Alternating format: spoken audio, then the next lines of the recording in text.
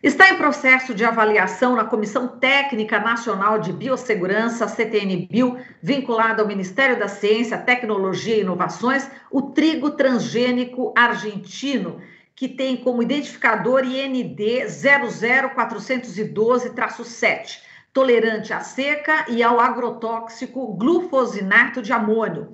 Se esse trigo for aprovado, o pão, a bolacha, a massa consumidos aqui no Brasil poderão ter a marca dos transgênicos. E a gente vai falar sobre esse assunto com o Rubens Nodari, agrônomo e doutor em genética, professor titular da Universidade Federal de Santa Catarina, ex-membro da CTN-Bio, ex-gerente de recursos genéticos do Ministério do Meio Ambiente e integrante da União de Cientistas Comprometidos com a Sociedade e a Natureza da América Latina. Oi, Nodari, bom dia, prazer enorme de recebê-lo. Bom dia, Marilu, bom dia a todos. Bom, Nodari, no último dia 22, houve uma audiência pública virtual promovida pela CTN-Bio, do qual você participou. Você foi o único cientista que participou dessa audiência pública, né? Parece que foram poucos minutos. Como cientista, quais os perigos desse trigo transgênico argentino para a saúde do ser humano? O que você colocou lá na audiência pública, Nodari? Bom, a primeira questão que eu levantei foi relacionada à fraqueza, né, dos estudos aportados pela proponente, ou seja, a qualidade dos dados científicos é de uma pobreza sem precedentes. E eu vou dar aqui alguns exemplos. Os testes sobre alergenicidade foram feitos apenas comparando a sequência dos aminoácidos nas proteínas com as proteínas alergênicas conhecidas. Ora, isso deve ser feito. Mas se não for feito nenhum teste em vivo ou em sorologia, a gente não sabe se tem uma proteína alergênica nova. Quer dizer, como é que nós vamos saber se tem um novo alergênico? Tem que fazer os testes. Então, nós não podemos aceitar que a empresa está dizendo que isso não vai causar nenhuma alergia. Então, esse é o primeiro ponto. O segundo ponto, que não tem nenhum estudo de longa duração de alimentação em ratos, que é tradicional. Geralmente, os OGMs, os proponentes da tecnologia fazem estudos durante 3 meses, alimentando os ratos com uma ração à base no caso do trigo transgênico. Embora esses testes de 3 meses são insuficientes, mas nem isso tem. Eles têm um teste de 14 dias. E não foi feito nem autópsia dos órgãos, né? Nem dos ratos, nem das aves, que são só de 42 dias. Então, ao não ter autópsia dos órgãos, ao não ter estudos de maior duração, não tem como afirmar que esse trigo não vai causar problemas. Além disso, e o terceiro ponto que eu gostaria de mencionar é que quem desenvolveu esse trigo transgênico não conseguiu inserir só as sequências desejadas dos 2 genes desejados. A empresa diz que o trigo não foi feito para se tornar resistente ao herbicida glufosinato de amônio. Eles querem, na realidade, somente um trigo que tivesse um melhor desempenho agronômico em épocas de seca, ou de falta de água, ou de estresse hídrico. Entretanto, existem, além do gene que possibilita isso à planta, tem 2 genes funcionais que resistem à aplicação do glufosinato de amônio. Mas, além desses 2 genes, tem mais 60 mil pares de base, que daria mais 20 genes, que entraram nesse trigo. E a empresa não fez nenhum teste de detecção de outras proteínas ou de outros produtos que vão estar expressos dentro desse trigo. Ou seja, são enigmas, a gente não sabe. Então, esse dossiê, eu mencionei 3 pontos principais, esse dossiê não tem dados científicos que garantam que ele não vai causar danos à saúde humana e ao meio ambiente. Agora, Nodari, exatamente, quais são os danos ao meio ambiente e ao ser humano? Bom, ao ser humano, vamos lá. Normalmente, as empresas não fazem testes aplicando, digamos, o herbicida para o qual a planta é resistente. Então, por exemplo, as empresas, mesmo que elas vão fazer os testes, elas não adicionam, elas não pulverizam o glufosinato de amônio. Mas os agricultores, se cultivarem o trigo, vão usar. Então, aquele trigo que vai chegar, a farinha daquele trigo, que vai estar na bolacha, no pão, na massa, nos biscoitos, etc., vai ter resíduo de herbicida. E herbicida não faz bem para a saúde humana. Segundo, como nós não temos os testes em ratos, que é um mamífero, nós não podemos dizer se ele vai causar algum dano no fígado, vai causar câncer. Por exemplo, tem um milho que também é resistente a um herbicida, mas a um outro herbicida. Quando os ratos foram tratados com ração deste milho, os ratos machos, no 4º mês, começaram a apresentar tumores, câncer. E aos 7 meses de experimento, as ratas fêmeas tiveram também câncer. Então, como nós não temos nenhum estudo, nós também não podemos excluir o que a gente já sabe que plantas transgênicas podem causar, né? Podem causar alergia, podem causar tumores, podem causar falhas fisiológicas e causar problemas, por exemplo, no fígado, no rim e em outros órgãos do corpo. Isso nós já temos comprovações em outros transgênicos. Exato. Agora, lembrando que a Anvisa, em agosto do ano passado, reclassificou o herbicida à base de glufosinato de amônio, não é? Eu queria que você falasse dessa reclassificação, do perigo disso. A Anvisa não só reclassificou para menos tóxico, mas o fato de uma legislação tomar essa decisão, ela não tem relação direta com a causa na saúde humana. Mas a FAO, que é a Organização das Nações Unidas para a Alimentação e Agricultura, ela considera o glufosinato de amônio 15 vezes mais tóxico do que o outro herbicida glifosato. Então, com 15 vezes, ou seja, se nós tivermos um resíduo no alimento 15 vezes menor que o glifosato, ele vai ser tão tóxico. Mas se tiver na mesma quantidade, vai ser 15 vezes mais tóxico. Então não adianta a Anvisa dizer que é menos tóxico, porque a Anvisa não reclassificou só o glufosinato, eles fizeram uma nova reclassificação geral de todos os agrotóxicos. E isso, quem vai pagar é a população brasileira com possíveis danos à saúde, porque daí as pessoas se enganam, não, mas eu posso consumir tanto que não vai causar problema.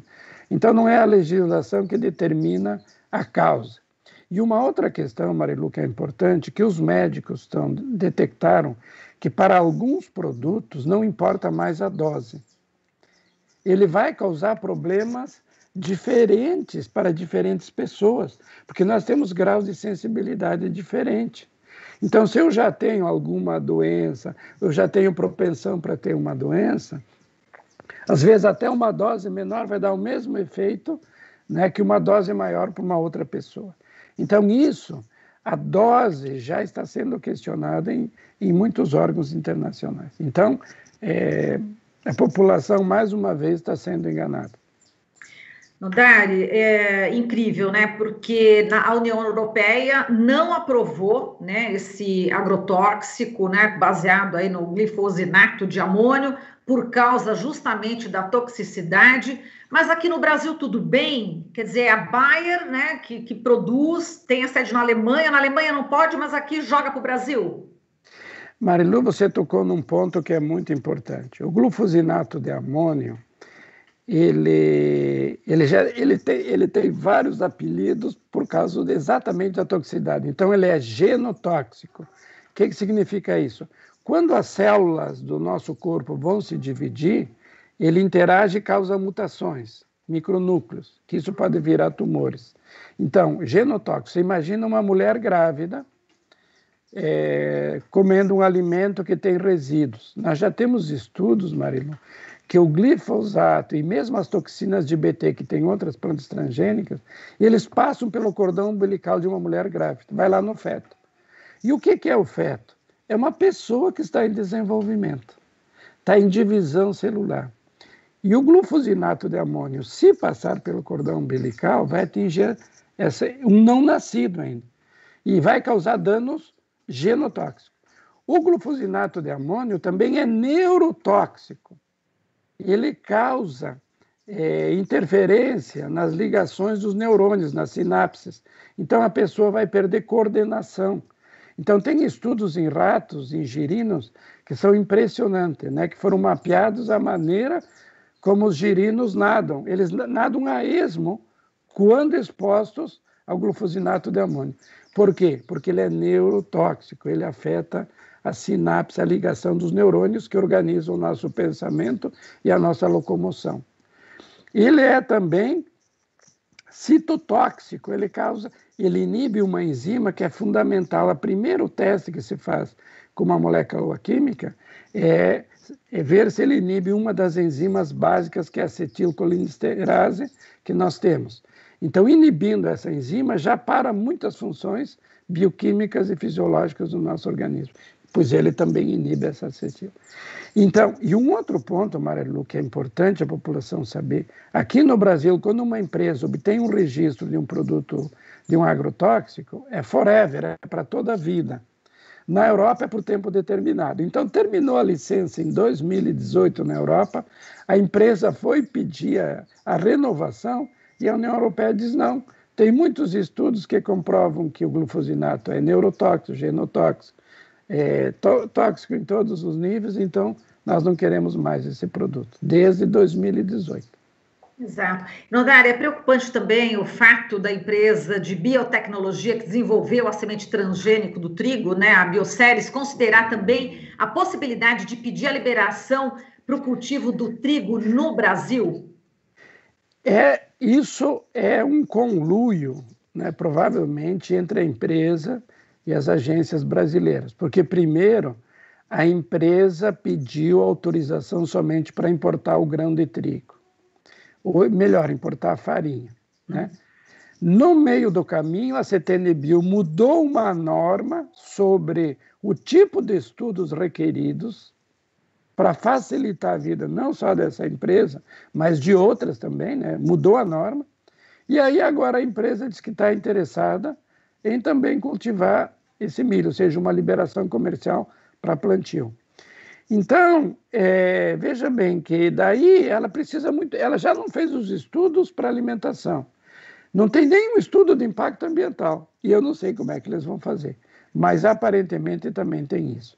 E isso é outro, né, descaso com a população brasileira, fazer esse tipo de coisa, que é facilitar a aprovação, ao invés de requerer os estudos básicos. Afinal, todos os membros da CTN-Bio, todos os órgãos de regulamentação são pagos com dinheiro dos impostos da população. Então, se alguém tem que ser respeitado, são os consumidores, os contribuintes, os agricultores, e não essas empresas. E tem mais um ponto. Diga. Se liberar esse trigo na Argentina, vai acontecer o que aconteceu com a soja transgênica 20 anos atrás. Ela atravessou a fronteira clandestinamente e inundou clandestinamente, ou seja, não autorizado o cultivo no país. Então, vai contaminar toda a farinha e todo o pão. Agora, eu queria justamente entrar nessa questão da Argentina, né, dessa aprovação do cultivo desse trigo transgênico naquele território. Como é que está essa questão? Na realidade, parece que está dependendo do posicionamento do Brasil para poder fazer essa importação. Como é que é esse imbróglio aí? Olha, isso é uma coisa que está escrito de um jeito, mas a gente não sabe o que vai acontecer. A decisão do Comitê da Argentina, Comitê de Biossegurança da Argentina, autorizou, digamos, o cultivo lá na Argentina, desde que o Brasil autorizasse a importação de trigo. Por quê? Porque metade do trigo argentino que é exportado vem para o Brasil. O Brasil importa, digamos, dos 6 milhões de toneladas, mais de 80% da Argentina. Mas o volume que a Argentina exporta é grande, porque o trigo é de boa qualidade. Então, Se eles perderem 50% do mercado de exportação, não seria um negócio, podia quebrar uma parte da agricultura da Argentina. Então, eles estão apostando que o Brasil autorize, pelo menos, a importação. Então, certamente, eles estão dizendo que não vão cultivar se o Brasil não autorizar. Porque, por exemplo, esse trigo para a Europa, eles não podem autorizar porque lá não permite, lá não foi aprovado. Não, outros países não podem também. Então, é inusitado. Agora, eu não sei o que vai acontecer. É possível que a Argentina libere assim mesmo, né? Porque aqui a Comissão Técnica Nacional de Biossegurança nunca exigiu estudos de longo prazo de alimentação de rato, nunca exigiu estudos muito profundos de impacto na saúde humana e no meio ambiente. A ponto, por exemplo, quando eu estava na CTN-Bio, eu denunciava, olha, mas isso aqui vai aumentar o uso de agrotóxicos. Aí os meus colegas diziam, bom, mas agrotóxico não é um tema para a CTN-Bio. Ora, é um tema para a CTN-Bio, porque se você libera e vai causar um impacto, que é o aumento do uso de agrotóxicos, isso tem repercussões no meio ambiente e na saúde humana. Isso não é levado em conta. Então, eu estou um pouco cético com relação à decisão da CTN-Bio. Dossiês similares a esse, ou seja, com falhas graves nos estudos, já foram aprovados. Então, agora, se a população, neste caso aqui no Brasil, a indústria, tanto de panificação, de massas, né, como os de moinhos, estão preocupados com a reação dos consumidores. Então, se os consumidores se unirem, é possível que a decisão de aprovação seja barrada, mas vai depender do movimento dos consumidores, que serão os mais atingidos, caso esse trigo seja aprovado. Exato. E foi bastante curioso nessa audiência pública, né, Nodari, o setor de moagem, de indústria de panificação, se manifestarem contrárias a essa liberação comercial do trigo transgênico por conta aí exatamente da rejeição do mercado consumidor, né? Tem dois aspectos também, Marilu, que são também importantes. Um que você mencionou perfeitamente, é que a opinião pública no mundo inteiro é de rechaço de se alimentar com esses produtos. O segundo ponto é que o trigo transgênico vai custar muito mais caro. Por quê? Porque eles têm que fazer uma segregação da produção na Argentina. Então, porque vai ter um mercado que não quer o transgênico. Então, isso tem um custo. Importar uma farinha de trigo transgênico, o que acontece com a grande quantidade de moinhos hoje que importam trigo? Eles vão ter que parar. Esse é o outro fator. Então, vai causar um desemprego muito grande no Brasil. Muitas indústrias que moem trigo, se não tem o que moer, se já vier a farinha da Argentina, o que vai acontecer? Então, de um lado, vai custar mais caro, de outro lado, pode causar um número grande de desemprego no país, porque daí vai vir a farinha e não mais o grão. E, Nodari, eu li aí um argumento, né, entre aspas, de que seria importante esse trigo transgênico por conta aí do aquecimento global, já que esse trigo seria resistente à seca. Como é que você vê esse tipo de argumento? Vamos lá. O trigo não é resistente à seca. Isso é um eufemismo que está sendo propagandeado. O que ocorre? Os testes que têm sido feitos com certos níveis de falta de água, de estresse hídrico, ele produz mais, até 15% mais que os trigos que não têm esse gene. Mas quando a seca é grande, a planta não vive sem água, certo? E é importante dizer o seguinte, o que está lá dentro é um gene, é um fator de transcrição. Então, não é um gene propriamente que diz para as plantas ser mais resistentes. O que faz o produto desse gene inserido no trigo? Ele produz um fator de transcrição que vai acionar hormônios e outras substâncias dentro da planta que atuam em manter a planta mais resiliente a menos água. Verdade. Mas, por outro lado, os mesmos fatores de transcrição, eles vão diminuir, eles vão silenciar o ácido salicílico, porque o ácido salicílico, que é o mesmo que nós tomamos aí, o AS infantil, ele existe nas plantas e ele é um modulador das respostas das plantas contra o ataque de pragas e doenças. Então, ao diminuir o etileno e ao diminuir o ácido salicílico, este trigo, o que vai acontecer? Ele vai se tornar mais vulnerável a pragas e doenças. E ele vai causar mais danos mecânicos no grão. Então, isso também, se ele vai ser mais suscetível a pragas e doenças, vai gastar mais com agrotóxico, e passar agrotóxico contribui para mudanças climáticas, certo? Então, isso não está devidamente quantificado. E a empresa escondeu todo o tempo no dossiê que este fator de transcrição, que é o produto do gene inserido, ele afeta outros sinalizadores da planta, porque o ácido salicílico é quase que nem um hormônio para nós humanos. Ele modula a expressão de outros genes, de um conjunto de genes. E essa é outra debilidade do dossiê da empresa, porque eles não fizeram uma análise das proteínas expressas e não expressas com a presença desse fator de transcrição.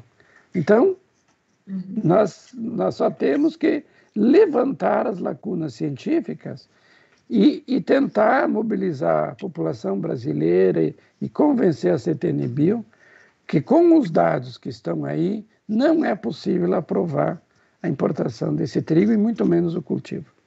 Muito bem, e a gente está vivendo, só para a gente encerrar, Nodara, queria uma opinião sua, uma reflexão sobre este momento, né, que a gente está vivendo de pandemia, com esse modelo de desenvolvimento econômico que destrói a natureza, que prejudica a saúde do ser humano. Como é que você está vendo aí algum caminho adiante para a gente tentar modificar esse percurso já traçado que está destruindo aí fauna, flora, o ser humano no Brasil? Olha, hoje de tarde vou dar uma aula sobre sustentabilidade e cada vez que eu tenho que falar nesse assunto, as informações que nós temos são cada vez mais causam mais sombras do que sol, do que luz. Nós estamos vivendo um momento muito difícil, a humanidade. Nós modificamos radicalmente a nossa comida.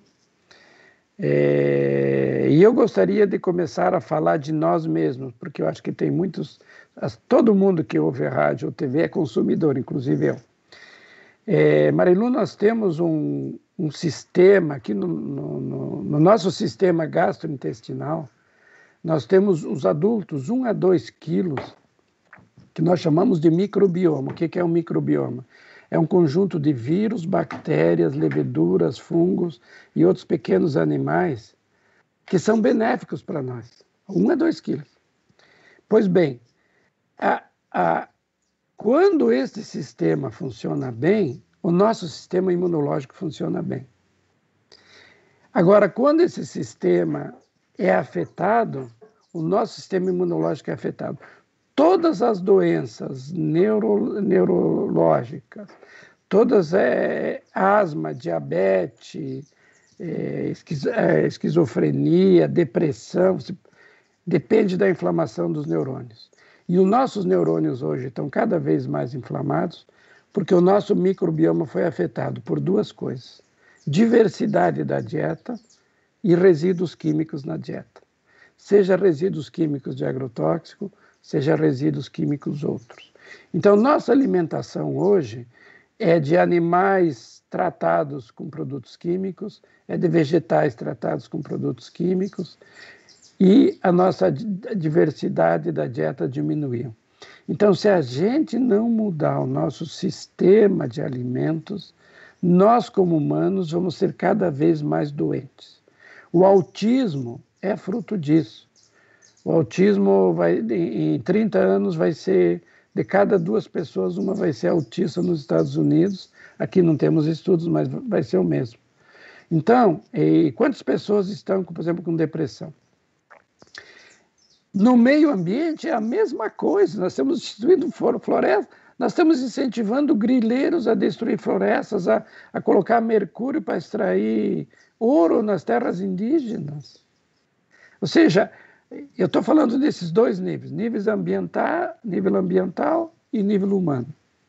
E se nós quisermos melhor saúde, nós temos que começar a cuidar da comida que nós comemos. De preferência, sem veneno, sem agrotóxico. Então, esse é o começo. Tá certo, Nodari. Muito obrigada aqui pela sua participação. Eu espero contar com você aqui no Jornal Brasil Atual em outras oportunidades. Muito importante todo o seu estudo, todo esse conhecimento. É importante a gente compartilhar para que todos e todas, né, possam usufruir de todo esse estudo, viu, Nodari? Muito obrigado pela oportunidade. Eu estou à disposição, porque eu, como professor de uma universidade pública, a minha obrigação é com a sociedade brasileira. Muito obrigada. Um grande abraço para você, viu? Nós conversamos aqui com Rubens Nodari, agrônomo e doutor em genética, professor titular da Universidade Federal de Santa Catarina, ex-membro da CTN-Bio, ex-gerente de recursos genéticos do Ministério do Meio Ambiente e integrante da União de Cientistas comprometidos com a sociedade e a natureza da América Latina. Você está ouvindo Jornal Brasil Atual. As notícias que os outros não dão.